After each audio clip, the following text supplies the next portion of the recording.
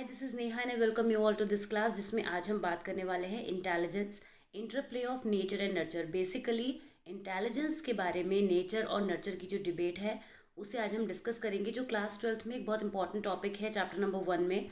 Last video में हमने पास model पूरा डिस्कस किया था, आप एनसीईआरटी की बुक में देख सकते हैं। लास्ट वीडियो भी आप चेकआउट कर सकते हैं प्लेलिस्ट में। तो वहाँ पे हमने पास मॉडल के बारे में डिटेल में बात की थी। नेक्स्ट हमारा टॉपिक आज का इंडिविजुअल डिफरेंसेस इन इंटेलिजेंस है। और किस तरह से एग्जाम में क्वेश्चन आता है वो मैं आपको बता दूं। यहाँ पे एक लाइन लिखी हुई है, इसको मैं थोड़ा सा मेंशन कर देती हूँ यहाँ पे कि why are some people more intelligent than others, it is due to their heredity और it is due to their influence of environmental factors. ये पूरा जो आपको यहाँ पे 3.5 लाइन दिख रही है, ये एज अ क्वेश्चन आता है। ये पूछा जाता है कि इंटेलिजेंस के बारे में नेचर और नर्चर की डिबेट क्या है। मीन्स इंटेलिजेंस को नेचर ज़्यादा इम्पैक्ट करता है या नर्चर यानी इन्वायरमेंट ज़्यादा इम्पैक्ट करता है। तो इस तरीके से क्वेश्चन आता है एग्जाम में, और वहाँ पे आपको कुछ डिटेल्ड डिस्क्रिप्शन लिखना होता है, कुछ आपको डेटा भी लिखना होता है जो आपके बुक में दिया हुआ है। किस तरह से उसको लिखेंगे, चलिए क्विकली वीडियो की स्टार्टिंग करते हैं, जिसमें हम बात कर रहे हैं इंडिविजुअल डिफरेंसेस इन इंटेलिजेंस। वास्तव में ये सोचने वाली बात है कि कुछ लोग दूसरे से ज़्यादा इंटेलिजेंट कैसे होते हैं, यानी हर पर्सन का इंटेलिजेंट एक दूसरे से इतना वेरी क्यों करता है, क्या रीज़न होता है उसके पीछे। और अगर हम ज़्यादा डिग आउट करने की कोशिश करें तो दो चीज़ें निकल कर आती हैं, हेरिडिटी एंड एनवायरनमेंट। और यहीं से डिबेट बन जाती है कि हेरिडिटी की वजह से, यानी जो कुछ हमें अपने पेरेंट्स से जीन्स मिलते हैं उनकी वजह से हमारा इंटेलिजेंस औरों से बेहतर या कम होता है, या फिर हमारे एनवायरनमेंट की वजह से होता है। हमने ऐसा एनवायरनमेंट चूज़ करा है जहाँ पर हम मेहनत नहीं कर रहे हैं, एफर्ट्स नहीं लगा पा रहे हैं, तो उस वजह से हमारा एनवायरमेंट जो इंटेलिजेंस है वो कम है या ज़्यादा है। तो ये एक डिबेट बन जाती है जिसको हम बोलते हैं नेचर नर्चर डिबेट। अब मैं आपको एक बहुत इंपॉर्टेंट बात यहाँ बताते चलूँ कि जो नेचर नर्चर डिबेट है ना, ये सिर्फ इंटेलिजेंस के लिए नहीं है, ये आपके चैप्टर में टॉपिक है। लेकिन अगर आप आगे साइकोलॉजी परस्यू करते हैं तो आप देखेंगे कि नेचर नर्चर डिबेट हर एक चीज़ पर लागू होती है। जैसे कि डेवलपमेंट, कि डेवलपमेंट पे क्या, किस चीज़ का ज़्यादा फ़र्क पड़ता है, पर्सनैलिटी, हर एक टॉपिक जो कि हमारे साइकोलॉजिकल एट्रीब्यूट्स होते हैं, जितने भी साइकोलॉजिकल एट्रीब्यूट्स होते हैं। आई होप आप क्लियर होंगे कि साइकोलॉजिकल एट्रीब्यूट्स क्या होते हैं, यानी हमारी जितनी भी साइकोलॉजिकल कैरेक्टरिस्टिक्स होती हैं, जो कुछ भी हम पजेस करते हैं कैरेक्टरिस्टिक्स, वो सब हमारे साइकोलॉजिकल एट्रीब्यूट्स होते हैं। तो हर एक साइकोलॉजिकल एट्रीब्यूट पर नेचर नर्चर डिबेट एप्लीकेबल है। लेकिन क्योंकि आपकी क्लास 12 के सिलेबस में चैप्टर नंबर 1 में इंटेलिजेंस पे फोकस किया गया है, तो उस नेचर नर्चर डिबेट को इंटेलिजेंस तक ही सीमित रखा गया है। तो आई होप कि आप ये पॉइंट समझ पाएंगे। तो चलिए अब हम बात करते हैं कि क्या वो हमारे पास डेटा है जो हमारी बुक में दिया हुआ है और जिसका यूज़ हमें अपने एग्जामिनेशन में आंसर लिखने में करना है। और क्वेश्चन मैं आपको पहले ही बता चुकी हूँ।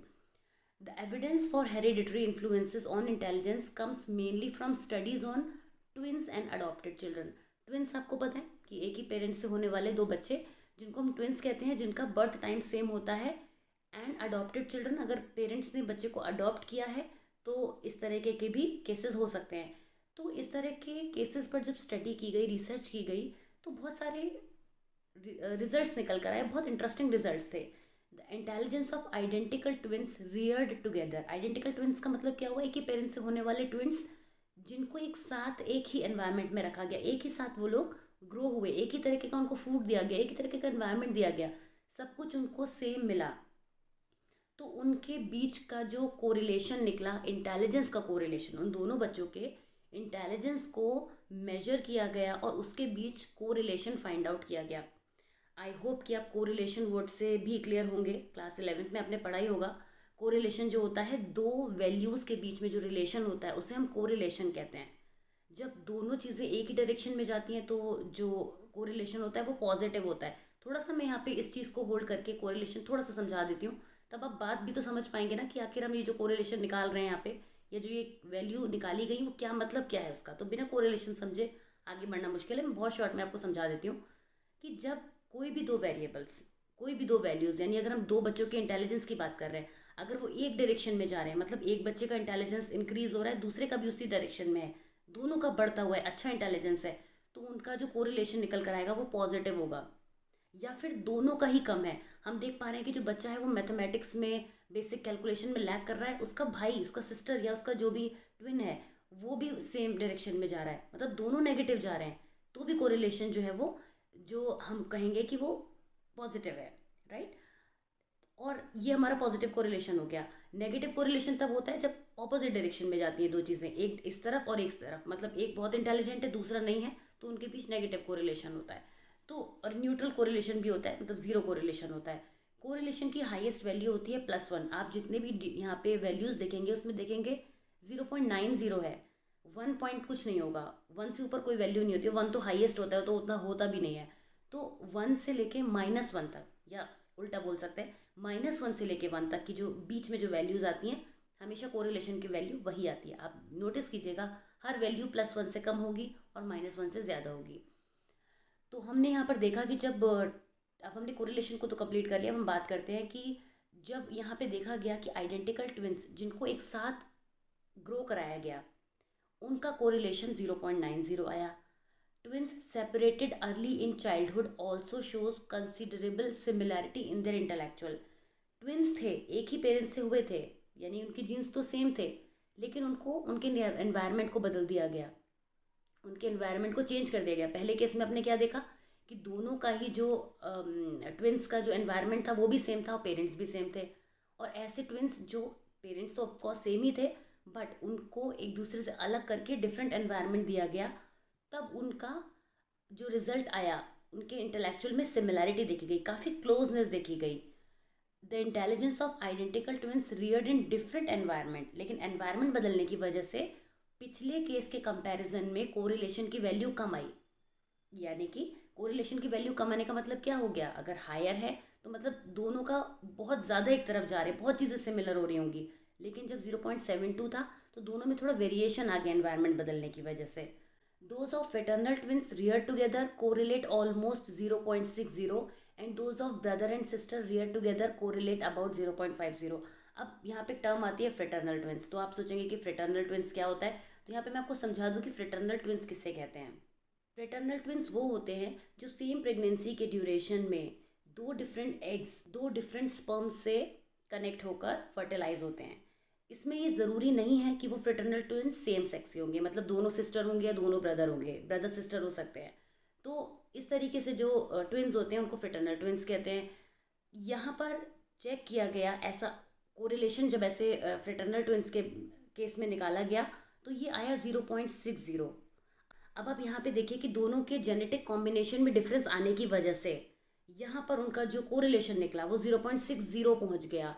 और ऐसे ब्रदर सिस्टर जो कि एक साथ जिनको एक फैमिली में ग्रो कराया गया उनका कोरिलेशन 0.50 आया। ये एक बड़ी रिसर्च पर बेस्ड रिजल्ट्स हैं, ठीक है। तो हम इन रिजल्ट्स पे क्वेश्चन नहीं उठा सकते क्योंकि स्टडी पर बेस्ड है जिनको डिफरेंट साइकोलॉजिस्ट ने परस्यू किया। इसके अलावा while siblings Rudyard apart correlate about 0.25। जो सिबलिंग्स हैं मीन्स अलग अलग टाइम पर बॉर्न हुए हैं और उनके बीच का कोरिलेशन कितना निकल कर आया है 0.25। Another line of evidence comes from the studies of adopted children. Adopted children के केस में आप देखिए बिल्कुल ही अलग हो गया, क्योंकि वो तो अडॉप्टेड है ना, वो तो पेरेंट्स भी सेम नहीं है, उनके एनवायरनमेंट उनको सिमिलर देने की कोशिश की गई, which shows that children's intelligence is more similar to their biological rather than adoptive parents. अगर किसी के बच्चे को अडॉप्ट किया जाता है तो क्या होता है कि वो बच्चा अपने बायोलॉजिकल पेरेंट्स से ज़्यादा कनेक्टेड होता है, ज़्यादा उनके जो कैरेक्टरिस्टिक्स हैं वो लेकर आता है। अब हम बात करते हैं कि एनवायरनमेंट का रोल जो है, अभी भी हमने एनवायरनमेंट के रोल को कंसिडर किया था इसमें, लेकिन we were focusing more on the genetic part. With respect to the role of environment, studies have reported that as children grow in age, their intelligence level tend to move closer to that of their adoptive parents. भले ही parents से मिलने वाले jeans का बच्चों पर फर्क पड़ेगा, लेकिन उसके बावजूद एनवायरनमेंट भी अपना रोल प्ले करता रहेगा। अगर ऐसे एनवायरनमेंट में बच्चे को रखा गया है जो उसको जिस तरह के कभी जो भी सप्लाई वो दे रहा है वो उस पर इम्पैक्ट ज़रूर डालेगी after a certain period of time. Their intelligence level tend to move closer to that of their adoptive parents. Children from disadvantaged homes adopted into families with higher socio-economic status. आपने कई बार movies में भी ऐसा देखा होगा कि जो rich family के पेरेंट्स होते हैं वो अगर किसी पुअर को अडॉप्ट कर लेते हैं तो वो बच्चे के अंदर वो लैविश लाइफस्टाइल, वो उन चीज़ों को उस तरीके से ट्रीट करना, रिएक्ट करना, ये सब फ़र्क पड़ता है। There is evidence that environmental deprivation lowers intelligence while rich nutrition, good family background and quality schooling increases intelligence. इन चीज़ों का हमारे जो सोशो इकोनॉमिक फैक्टर्स होते हैं कि बच्चे को न्यूट्रिशन कैसा मिल रहा है, स्कूलिंग कैसे मिल रही है, फ्रेंड्स कैसे मिल रहे हैं, सोसाइटी कैसे मिल रही है, ये सब भी बच्चे के इंटेलिजेंस पर डालते हैं। और ये सब क्या है, ये हमारे एनवायरनमेंट में एग्जिस्ट करने वाली चीज़ें हैं, ये जेनेटिक नहीं है। There is a general consensus among psychologist that intelligence is a product of complex interaction of heredity and environment. Nature nurture दोनों का प्रोडक्ट है, आप किसी एक को लेकर नहीं चल सकते। और यहीं पर इस डिबेट का रिजल्ट निकल कर आ जाता है कि heredity can best be used as something that sets a range, एक रेंज सेट कर देती है जो हेरिडिटी है। बट जो हमारा एनवायरनमेंट है वो उसको शेप कर सकता है, उसको ब्रेक भी कर सकता है उस रेंज को, और मॉडिफाई भी कर सकता है। Sets a range with in which N individuals development is actually shaped by the support and opportunities of the environment. तो ये एक डिबेट है। और जो नेचर नर्चर है विच इज़ अबाउट इंटेलिजेंस, ये क्वेश्चन पूछा जाता है एग्जाम में, काफ़ी पूछा जाता है। नेक्स्ट वीडियो में असेसमेंट ऑफ इंटेलिजेंस के बारे में हम बात करेंगे। आई होप ये वीडियो आपको समझ में आया होगा। अगर आपको पसंद आया तो please press one like button for me. Also subscribe to the channel अगर आपने अभी तक नहीं किया। And I will see you soon in the next video. Till then take care, bye bye.